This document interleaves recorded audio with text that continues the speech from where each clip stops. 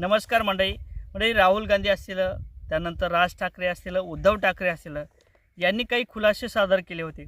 म्हणजे काय तर मतदानाच्या याद्या दुबार आहेत अशा पद्धतीचा त्यांचा आरोप होता.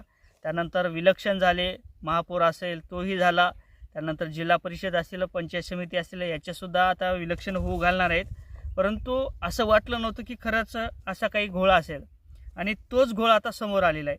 माझ्याकडे काही याद्या उपलब्ध आहेत आणि त्या याद्यात दुसऱ्या तिसऱ्याच्या नसून तो माझ्याच आहेत. आता आश्चर्य वाटते की एक व्यक्ती तीन जागेवर 4 जागेवर मतदान कसं करू शकतो. आपल्याला देखील तसंच वाटत होतं की असं तर होणार नाही. मग ह्या याद्या कोणी घेतल्या किंवा याद्या कोणी तयार केल्या? निवडणूक आयोगाने त्या याद्या केल्यात का? यामध्ये दुबार मतदान कसं होते आणि ईएमचा घोटाळा आहे का? अशा पद्धतीचे काही प्रश्न असतील त्याचं उत्तर आपल्याला मिळालेलं आहे. ते देखील आपल्याच व्हिडिओच्या माध्यमातून आणि आपल्या स्वतःचंच. आता आश्चर्याची गोष्ट आहे, माझंच नाव जवळपास माझं नाव 3 जागेवर आहे.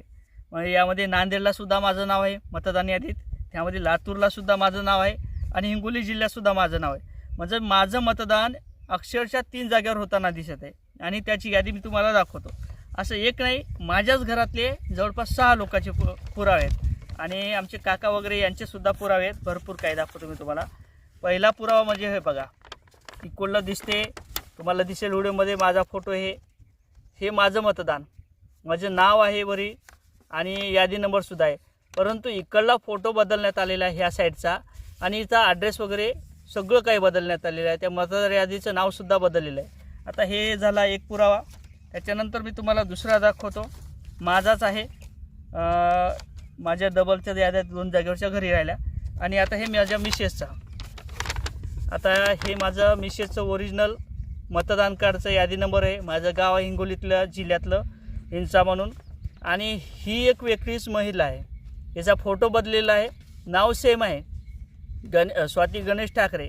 आणि मतदान यादीसुद्धा वेगळ्याच पद्धतीने नाव दाखवत आहे. आता हे एक झाला पुरावा.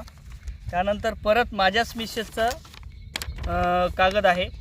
आता हे परत मतदान यादी नंबर, नाव, गाव आहे नांदेड आणि इकडला फोटो वेगळाच महिलेचा. परत तिचं नाव स्वाती गणेश ठाकरे आणि यादी नंबरसुद्धा वेगळाच. म्हणजे एक व्यक्ती अशी किती वेळेस मतदान करणार? आता हे माझा पुरावा आहे. म्हणजे जवळपास 6 लोक आहेत माझ्या घरातले. माझं मतदान 3 जागेवर, पत्नीचं मतदान 3 जागेवर आणि भावाचं मतदान 3 जागेवर, अशा पद्धतीने 3 जागेवर.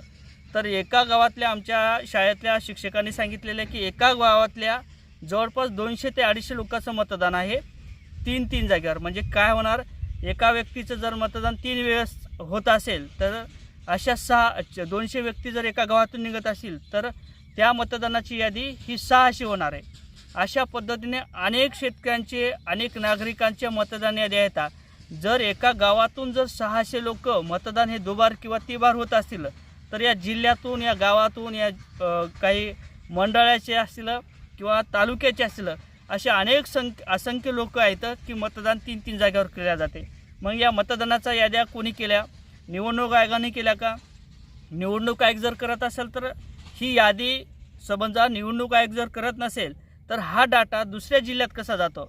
म्हणजेच नांदेड जिल्ह्यातला डाटा, हिंगोली जिल्ह्यातला डाटा, परभणी, लातूर, अनेक कोणते जिल्हे असतील, तेलंगणा, कुठे हा डाटा जातो? हा डाटा कोण पाठवते? निवडणूक आयोगाचे यांच्यावरती नियंत्रण नाही का? असाही प्रश्न विचारला जातो. जर ही गोष्ट भाजपने केली असेल तर त्यांच्या काळात जर झाले असेल तर मग काँग्रेसवाले काय करत होते? आणि जर ही काँग्रेसवाल्याच्याच यादी अशा पद्धतीच्या झाल्या असतील तर मग भाजपवाल्यांनी ते का स्वीकारल्या? त्यांना त्या गोष्टीचा फायदा पाहिजे होता का? अनेक असंख्य प्रश्न आहेत. नेमकं काय चाललं? जो काही निवडणूक आयोग असेल किंवा आपल्याला डॉक्टर बाबासाहेब आंबेडकरने जे काही अधिकार दिलेले असेल तो पायदोडी तुडवला जातो का? असे अनेक प्रश्न निर्माण झालेले आहेत. असे अनेक प्रश्न विचारले जात आहेत. आता हे नेमकं काय चालू झालेलं हे समजत नाही. ज्या अर्थी उद्धव ठाकरे, राज ठाकरे आणि त्यानंतर अनेक नेत्यांच्यामध्येच राहुल गांधीच्या याच्या माध्यमातून उठाव झाल्या, त्यानंतर कुठेतरी निवडणूक आयोगाला जाग आली आणि त्या याद्या छाननी करण्याचं काम सुरू झालेलं आहे. आता हे बघू किती लोकांच्या याद्या कमी होतात, काय होतात. अनेक विचार वेगळे चाललेले आहेत. राजकारणात काय चाललेलं आहे, महाराष्ट्रात काय चाललेलं आहे, या देशात काय चाललेलं आहे, संविधान राहते का नाही, अनेक प्रश्न सध्या निर्माण झालेले आहेत. आता या संदर्भात नेमकं तुम्हाला काय वाटतं? तुमच्याकडे याद्या आलेल्या असतील तर व्हॉट्सअप करा असेच नवीन व्हिडिओ बघण्यासाठी आणि इतर व्हिडिओ बघण्यासाठी चॅनलवर नवीन असाल तर चॅनलला सबस्क्राईब करा. जय शिवराय.